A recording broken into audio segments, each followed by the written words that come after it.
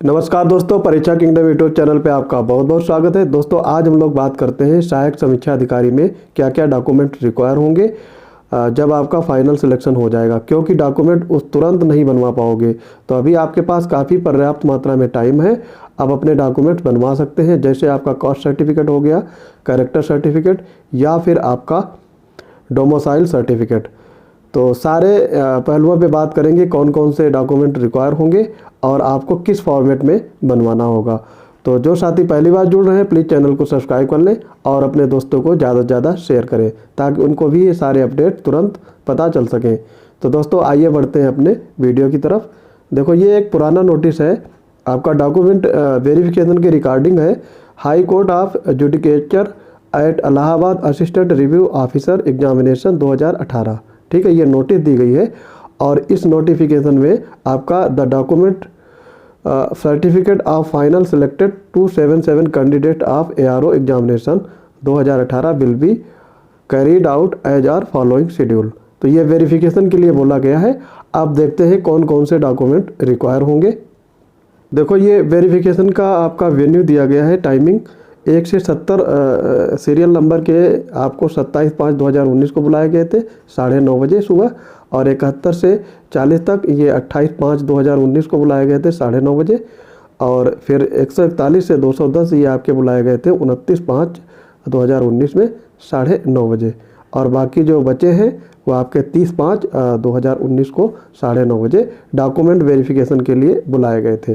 ठीक है, अब देखते हैं क्या क्या डॉक्यूमेंट आपके लगेंगे, उसके बारे में पूरा चर्चा करते हैं।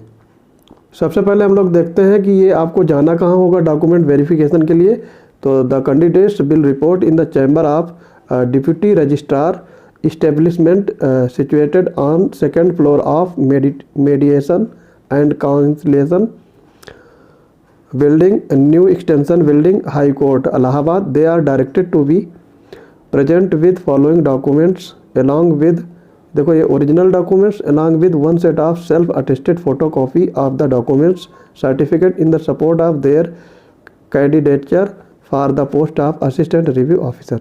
यानी एक आपका ओरिजिनल डॉक्यूमेंट रहेगा और एक फ़ोटोकॉपी का सेट रहेगा, और ये सब लेकर के आपको मेडिएशन और काउंसिलेशन बिल्डिंग में आपको डिप्टी रजिस्ट्रार के चैम्बर में पहुंचना होगा। ये पुराना है, अब वेन्यू चेंज हो सकता है, लेकिन आपके डॉक्यूमेंट्स क्या रिक्वायरमेंट होंगे वो तो वही रहेगा।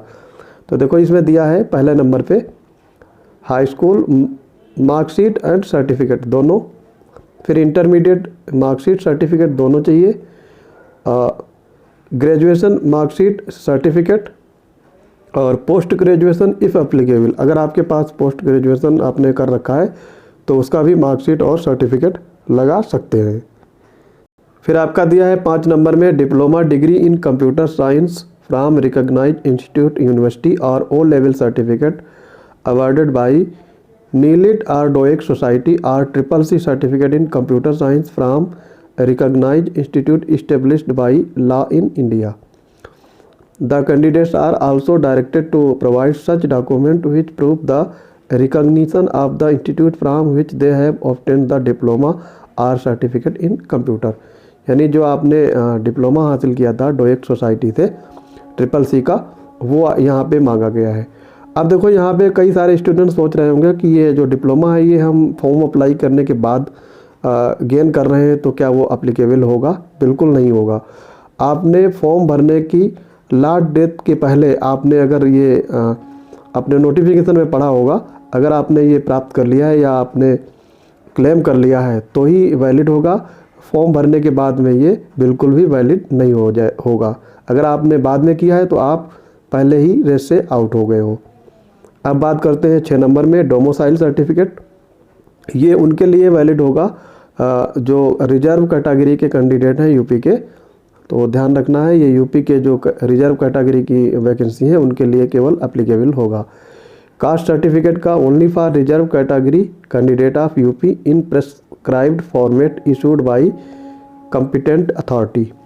जो आपकी अथॉरिटी होगी उसके प्रेस्क्राइब्ड फॉर्मेट में ये होना चाहिए। ठीक है, अब कास्ट सर्टिफिकेट आपका 6 महीने से ज़्यादा पुराना नहीं होना चाहिए। इसमें लिखा नहीं है लेकिन ये आपको पता होगा कि 6 महीने से पुराना कास्ट सर्टिफिकेट आपका नहीं लगेगा। अब कुछ लोग बोल रहे हैं कि सर सेंट्रल का होना चाहिए या फिर स्टेट लेवल का। तो आपकी जॉब स्टेट लेवल की है तो आपके जो भी फॉर्मेट होगा वो स्टेट लेवल का इसमें सर्टिफिकेट मांगा जाएगा और उसकी एक फ़ोटोकॉपी करके सेल्फ अटेस्ट करना होगा। ये सारे डॉक्यूमेंट्स की ओरिजिनल कॉपी और एक सेल्फ अटेस्टेड फ़ोटोकॉपी होनी चाहिए आपके पास। फिर है नो ऑब्जेक्शन सर्टिफिकेट यानी NOC। ये आपकी जैसे आप कहीं पे जॉब कर रहे हैं only for central state government और PSU एम्प्लॉई। अगर आप कहीं भी जॉब कर रहे हैं तो आप वहाँ पे आपने इंटीमेशन दिया होगा, अगर नहीं दिया है तो वहाँ आपको रिजाइन करना होगा पहले, तब आप वहाँ से NOC लोगे तभी आप डॉक्यूमेंट वेरिफिकेशन में अप्लीकेबल होंगे, अदरवाइज आपका कैंडिडेचर कैंसिल कर दिया जाएगा। तो आप कहीं भी जॉब कर रहे हैं तो पहले वहाँ से NOC आपको लेना होगा। ये आपका नोटिफिकेशन में भी साफ साफ लिखा हुआ है। फिर है डिस्चार्ज सर्टिफिकेट। ये उनके लिए है जो हमारे एक्स सर्विसमैन हैं, नेवी, नेवल एकेडमी या फिर आर्मी एंड एयरफोर्स सर्विस। जो एक्स सर्विसमैन लोग हैं उनको डिस्चार्ज सर्टिफिकेट मिलता है, वो उनका वहाँ पे लगेगा। फिर है certificate in favour of sports person. अगर कोई बंदा स्पोर्ट्स पर्सन का है तो वो आपको कोटे का क्लेम करेगा रिजर्वेशन का, तो उसके पास वो सर्टिफिकेट होना ज़रूरी है। 11 नंबर में दिया है disability certificate in favour of disabled person. ये आपके PWD कैंडिडेट्स के लिए ये दिया गया है। जो फिजिकल हैंडीकैप लोग होते हैं उनके लिए ये है, तो उनके पास वो ओरिजिनल सर्टिफिकेट होना चाहिए। फिर है identity card issued by competent authority. Identity card आपका होना चाहिए, जैसे ID कार्ड, आधार कार्ड आपका, वोटर ID या फिर लाइसेंस, ड्राइविंग कार्ड, ये सारे, पैन कार्ड आपका होना चाहिए। ये सारे डॉक्यूमेंट जो आते हैं इनमें से कोई एक होना चाहिए आपके पास। तो आजकल सबके पास लगभग आधार कार्ड और वोटर ID रहता है, तो आप उसमें किसी एक को ला सकते हैं और उसका सेल्फ अटेस्ट करके आपको वहाँ पे जमा करना होगा। और देखो ये नोटिस आई थी रजिस्ट्रार JS&A इस्टेब्लिशमेंट, तो उन्होंने ये नोटिस निकाला था। ये पुराना है, तो डॉक्यूमेंट सारे आपके यही लगेंगे, इसमें कोई चेंज नहीं है। बस आपका जो कास्ट सर्टिफिकेट है वो 6 महीने से ज़्यादा पुराना नहीं होना चाहिए। और जो CCC का था मैटर, वो आपका जब फॉर्म अप्लाई किए थे उसके पहले आपका कंप्लीट हो जाना चाहिए। बाद में अगर जो लोग कंप्लीट कर रहे हैं उनका मान्य नहीं होगा। ठीक है, तो दोस्तों ये था आज का वीडियो डॉक्यूमेंट वेरिफिकेशन।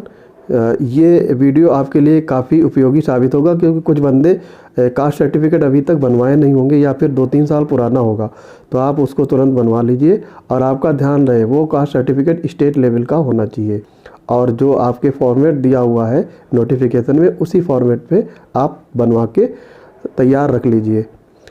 और इसमें एक है देखो डोमिसाइल, ये दोनों बनवा, जो यूपी के बंदे हैं ना वो डोमिसाइल भी साथ में अप्लाई कर देंगे। और NOC के लिए आप अपने ऑफिस में जहाँ जॉब कर रहे हो वहाँ पे आप इंटीमेशन दे सकते हो, या फिर वहाँ पे आपको रिजाइन करके आना होगा, तो वहाँ पे टेक्निकल रेजिग्नेशन दे सकते हो। इसमें क्या होता है कि 2 साल आप जॉब में कभी भी वापस भी जा सकते हो, तो लेकिन इसमें एक शर्त है, आपका जो प्रोबेशन पीरियड है वो ख़त्म हो चुका हो तभी आप वहाँ से टेक्निकल रेजिग्नेशन दे सकते हैं। अगर आपका प्रोबेशन पीरियड चल रहा है तो आप वहाँ से फुली रिजाइन करना होगा। ठीक है, तो ये सारी बातें थी। काफ़ी इंपॉर्टेंट वीडियो है, जो लोग डॉक्यूमेंट वेरिफिकेशन के लिए तैयारी कर रहे हैं या फिर जाने वाले हैं उनके लिए। तो दोस्तों पढ़ते रहिए, चैनल को ज़्यादा से ज़्यादा शेयर करते रहिए। मिलते हैं अपने अगले इंपॉर्टेंट वीडियो में, तब तक के लिए जय हिंद।